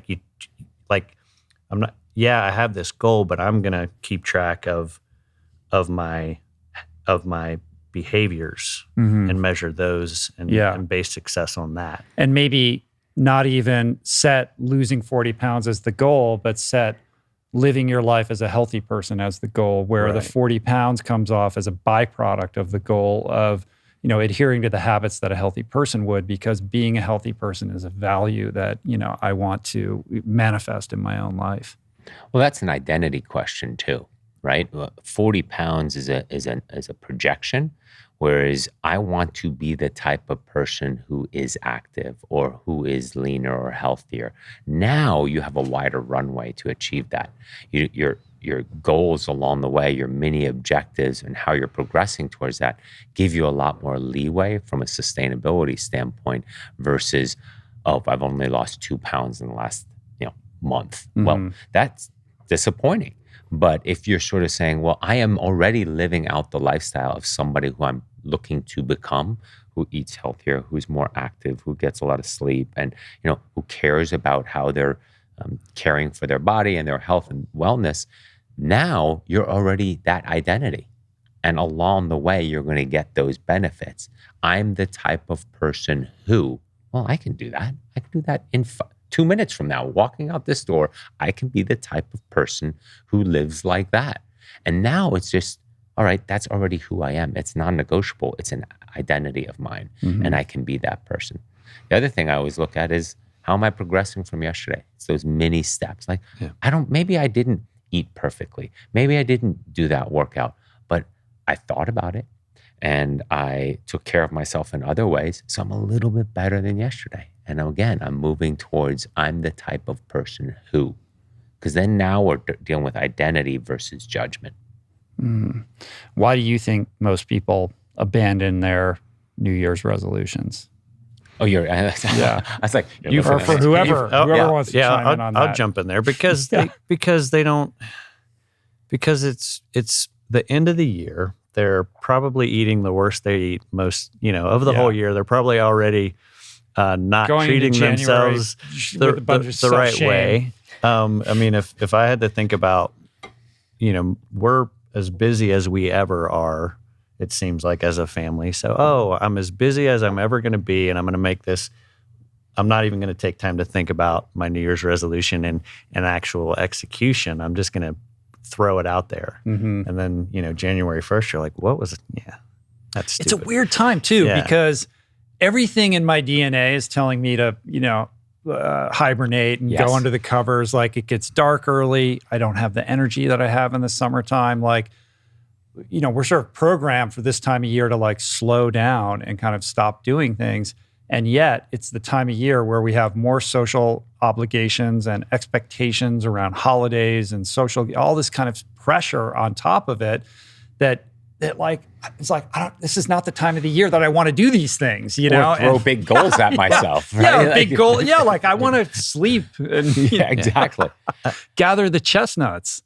I think another interesting thing, and I think about this from the military in general, and I'll just tell a story that maybe will paint the picture, but I would get my new guys from training as a leader, and I would immediately take my new team guys to the O course that we had access to every day of the year, knowing that they hated the O course because what is the O course? The obstacle course, excuse me. So I'd take them down to the obstacle course, knowing that they probably hated it because every time they'd run it to that point, they were timed and it was a test, and they either passed or they failed. And if they passed, maybe they were first, and so they loved the O course, but maybe they were last in the whole training group. And it was just a super stressful thing that when they saw it on the schedule, they were just like, oh, great, I've got to go run the obstacle course and see how bad I do. I would take them down there and I would be like, all right, everybody give me your watch, because we're just going to play on the O course. We're not going to do the O course as a timed event, and try to immediately change their aperture on what the O course was, because it was an amazing training opportunity to just, it was just amazing. You're in all these different dimensions of moving across ropes and different planes of momentum and stuff, and learning transitions in that environment and stuff was amazing. People get out of the military. So hey, let me take something that you hate about the last little bit of your life and change your perception of it. I think a lot of people get out of the military and they are like, man, I spent 20 years having to come in every morning, 5 days a week or 3 days a week, and do these stupid runs in formation and call cadence. And then I had to do these stupid push-ups, whatever the case may be. So they get out of the military and like, not having to do that anymore. I'm not, and then they, because of some angst they had about something they hated, they lose the ability to identify that as part of a healthy life maybe in the future. And of course, that's catastrophic, as we all know. I think New Year's resolutions are kind of probably the same thing. I mean, it's like, oh, I have to have a New Year's resolution. You're bringing up a great point. You know? And that's what I was just thinking when you were saying that, is like, wait, you're forcing a goal into this window where you're not really thinking about a goal. Like if it comes to you naturally where you say, oh, I want to do that, I want to achieve that outcome, but we put January 1 and we go, okay, I got to think of a goal, I got to think of a New Year's resolution. It's not natural. It's not your natural rhythm of figuring out a goal. Instead, maybe a short term, like I like to do, who do I want to be on February 1st? Right? That gets me, all right, through the holidays. Well, who do I want to be on the Q1, when Q1 ends?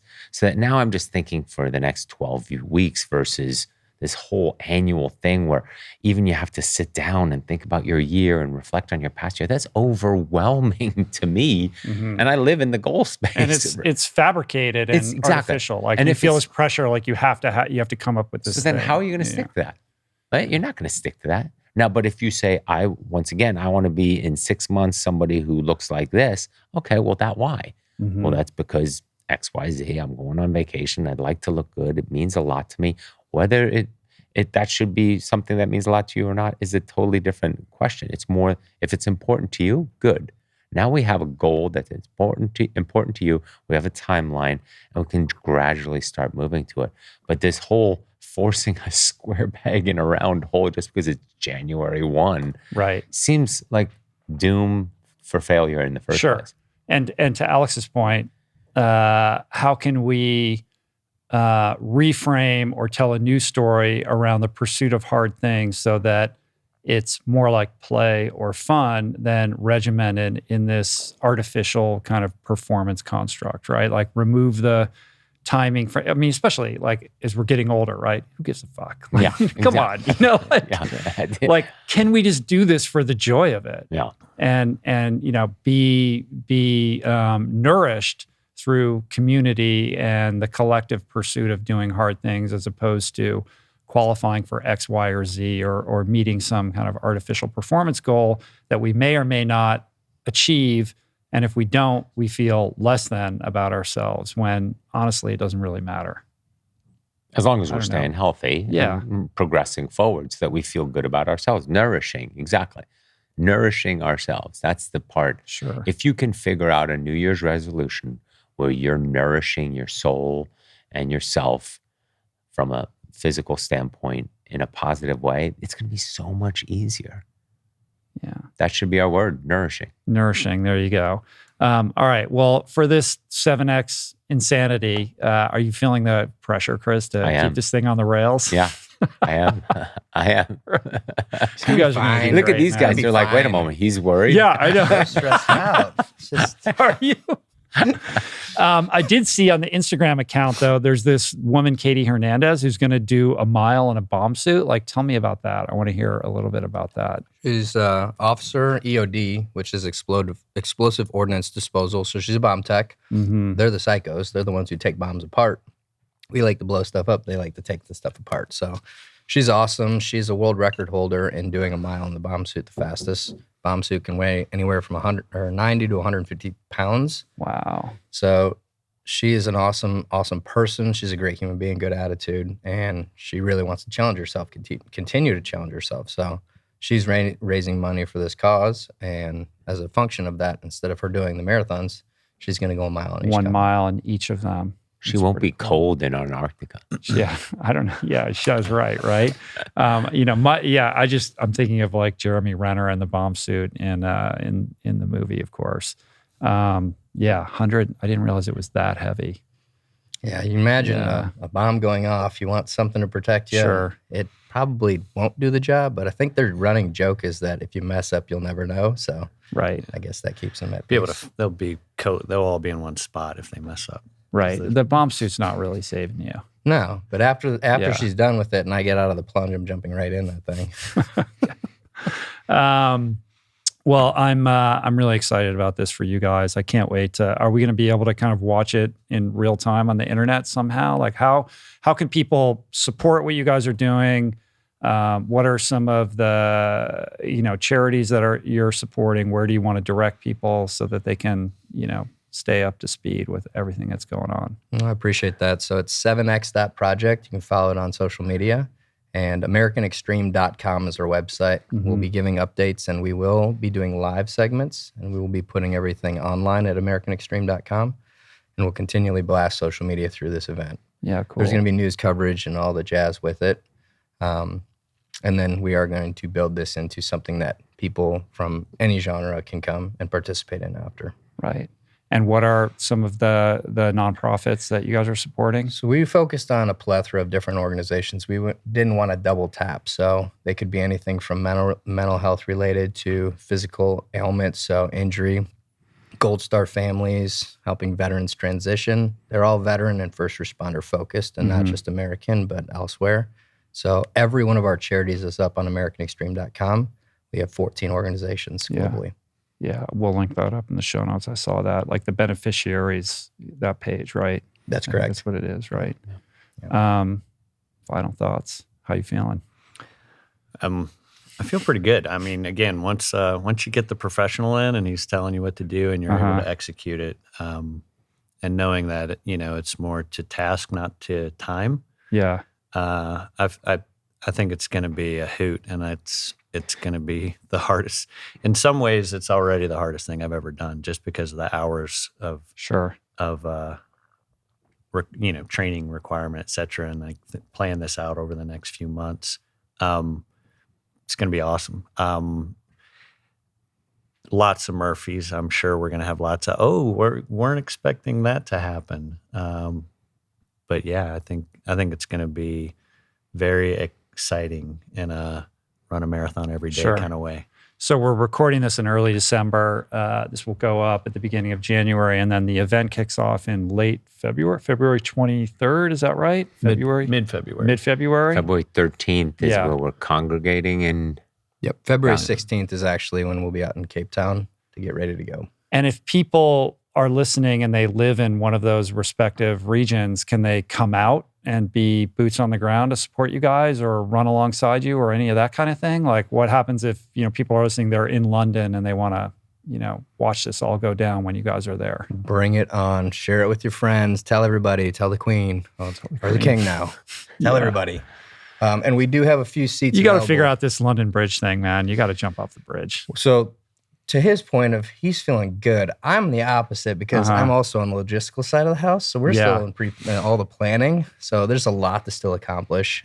We still have a few seats available. If there are those who love adventure who want to go along with us. How many seats? How many seats on the 757? It's like 400.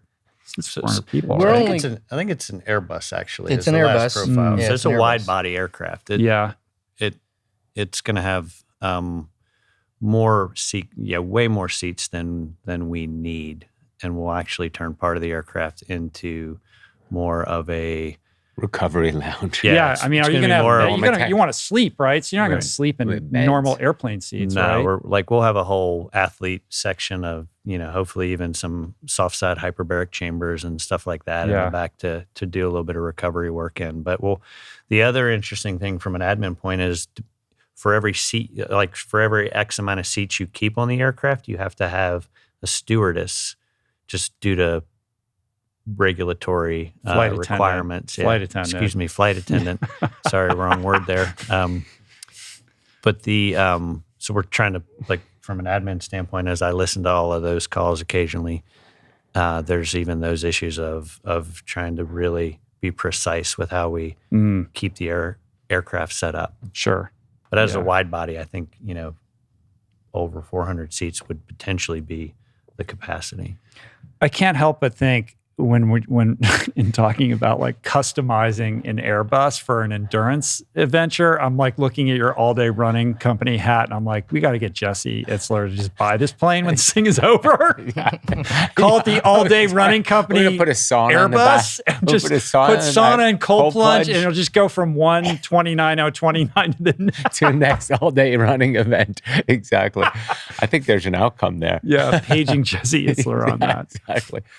But I think we're how many seats do you still have available? We have Not- 6, so we're 6. only allowing 6, 30 yeah. right now, and that's And it's a high big ticket limit. item. If people if some baller out there is interested in contributing and participating in that, they go to the American Extreme website and they can get information and contact you that way. Yeah, you'll contact me Yeah. directly, and we'll just run you through everything. Yeah. And have you met your like sort of fundraising goals just to execute the adventure, or are you still looking to raise some money? I mean, obviously you want to be able to give back to these nonprofits and beneficiaries, right? But Yeah, so we've met the goal for this to actually happen, but Mhm. there's going to be that oh shit effect. So we're still raising capital so that we can cover down on everything.